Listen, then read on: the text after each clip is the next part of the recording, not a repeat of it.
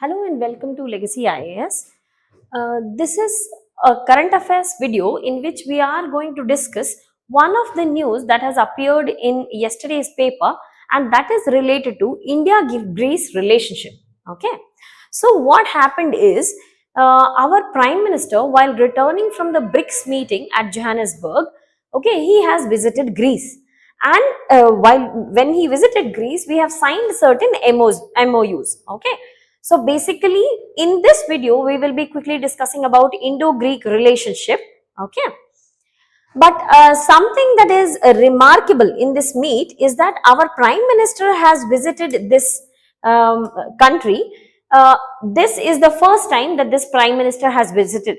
Okay. That is, Prime Minister Modi has visited Greece for the first time in his almost 10-year regime. Okay. Regime. Also, this is not only him alone. In past 40 years, none of Indian Prime Minister had visited Greece. Okay. Now, this was last done in September 1983. Okay. By Prime Minister Indira Gandhi. She had last visited Greece in 1983. So, after 40 long years, one of Indian Prime Minister has visited Greece. That means we are showing interest in the Mediterranean Sea region. Okay. Now, we will be, for this, we need to understand the dynamics between the geopolitics between India and Greece. But to give us an idea of what is going on between the trade relations, we will quickly go through the products that India exports to Greece and what are the products that we are welcoming, we are buying from Greece. Okay, so we are buying marble, granite and scrap majorly, and the exports include majorly petroleum products, shrimps, oil seeds, etc. Okay, so these are the bilateral trade relations. But in general, the bilateral trade relations between India and Greece are extremely low. Okay, posing a major challenge why we are not able to improve our relationship with Greece. Okay, we have a limited set of things in which we trade amongst each other, and that is why our Prime Minister has now visited Greece because he wants to improve this relationship. Okay, so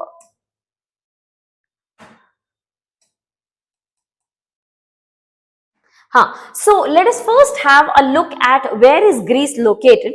So this is the location of Greece in the eastern part of Mediterranean Sea. Okay.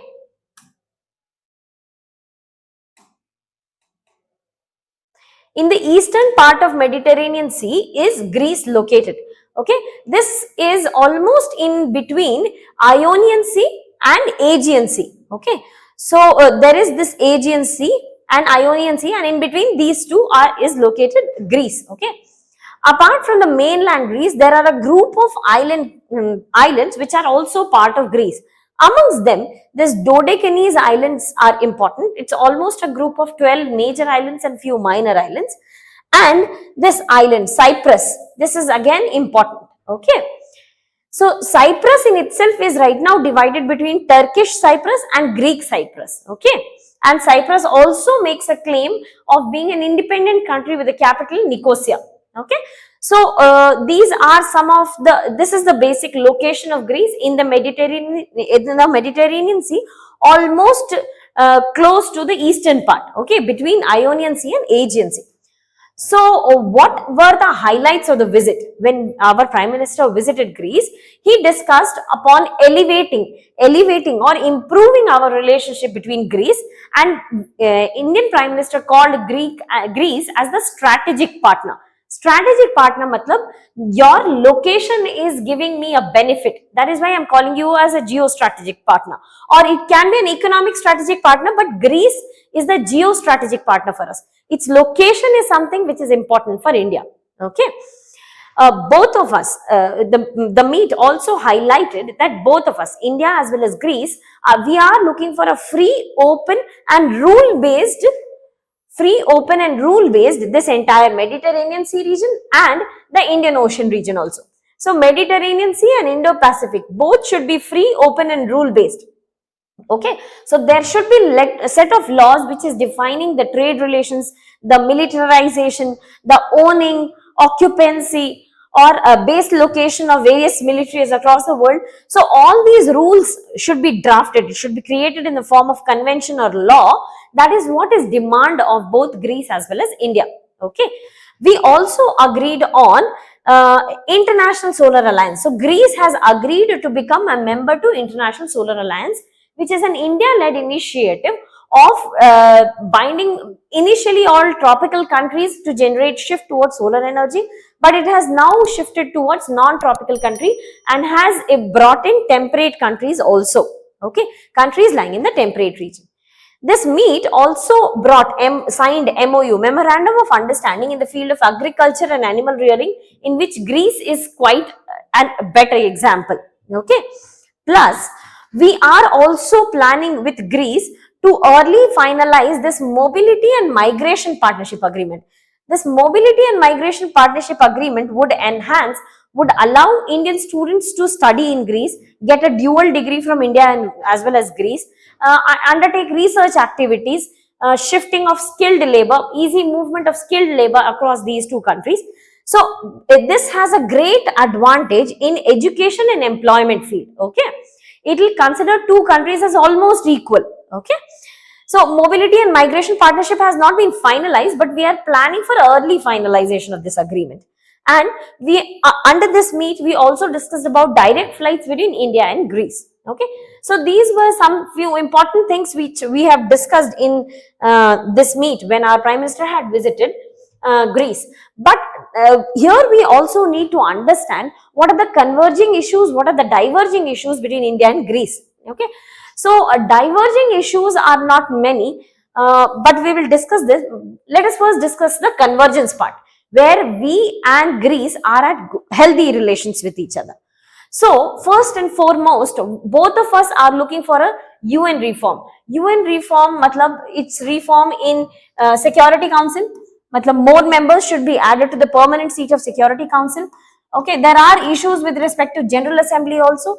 That General Assembly is usually non-binding. If an organization such as UN, it's a very big organization, a multi-stakeholder, multi-countries are member to United Nations, and its main governing body, that is the General Assembly, if it is not able to put up any binding agreement, then it shows the lack of authority of such power, right?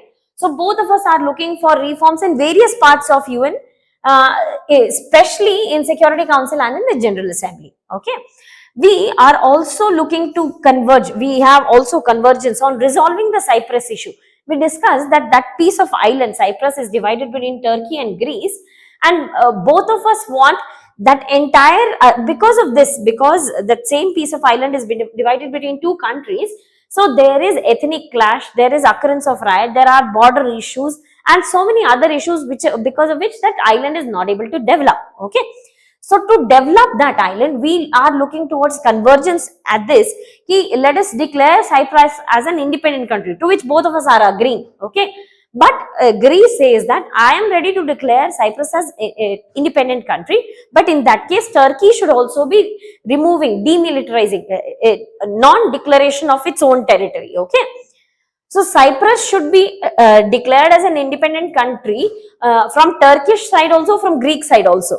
Okay. Now, Greece has also supported India's membership to Nuclear Suppliers Group, Australia Group, Wassenaar Agreement and Missile Technology Control Regime. So, all these three membership we have got. Only this one is left, which is opposed by China, because we are signatory to NPT. So, because of that, we have not been able to get the membership of Nuclear Suppliers Group. But Greece in itself has supported India's membership in all these four countries. Grouping. Okay. The divergence is, first of all, Greece is a NATO member, NATO ally. Okay, North Atlantic Treaty Organization, whose Article 5 says that an attack on any one country will be considered as an attack on all the countries. So, Greece is itself a member of NATO, okay, and India believes in non-alliance, okay. So, if we are partnering with Greece, India should definitely clear this picture that our partnership with Greece or our growing relationship with US does in no means tries to get into NATO. Okay, India is not planning to get the NATO membership. We are just trying to improve the bilateral relationship.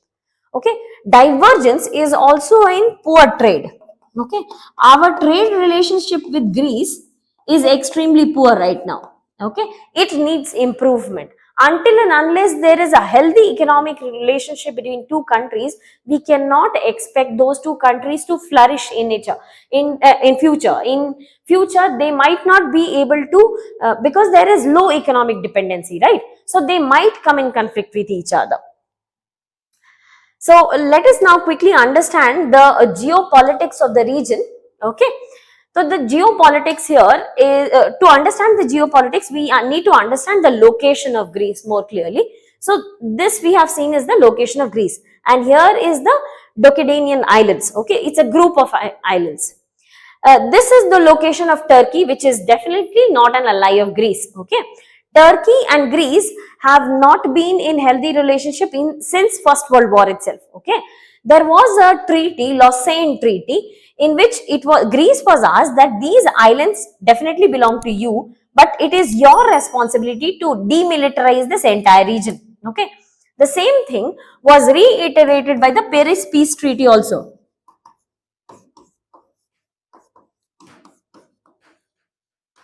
Okay, both these treaties asked Greece to demilitarize all these zone, although it says that these islands belong to you. Okay, so Turkey also agreed. Okay, I am fine with this because you have won the First World War, so you take the islands. Just keep these free zones demilitarized so that my ships can trade through this region.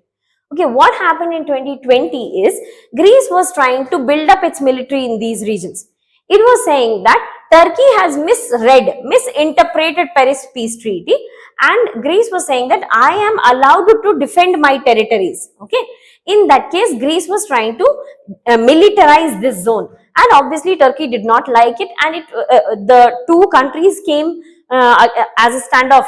They were almost about to declare a war against each other, but because of international interventions, this issue was cooled down. Okay.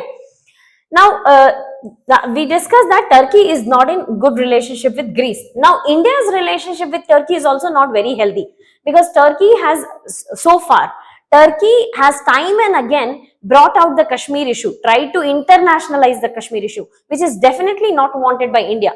We have never tried to internationalize the Kashmir issue. It says that India says that Kashmir is India's problem, we will resolve it. Okay, we do not want international bodies to interfere in the region. And Turkey has time and again reiterated the issue. For the first time this year, in the month of July or rather April, May, okay, Turkey has taken a neutral stand.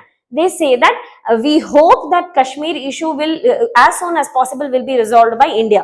Okay, so very recently Turkey has taken a neutral stand.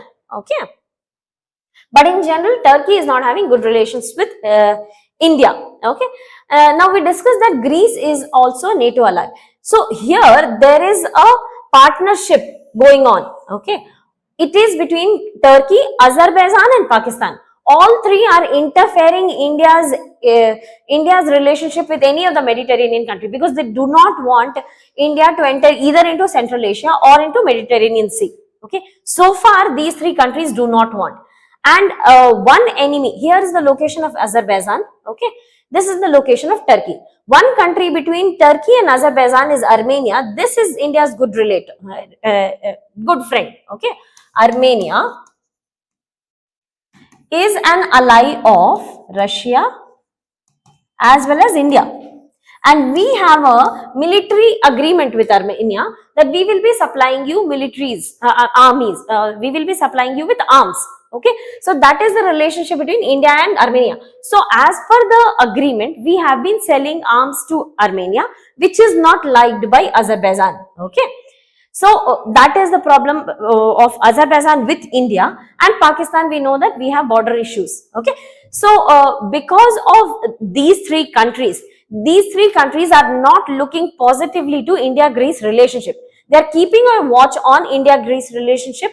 They do not want India to interfere into either Mediterranean Sea or Central Asia, okay, or even Pacific region, free and open Indo-Pacific region for India is also blocked by these three countries. So that was all with respect to the geopolitics of the region. With that, we come to the end of this topic. I wish you all the very best and thank you so much.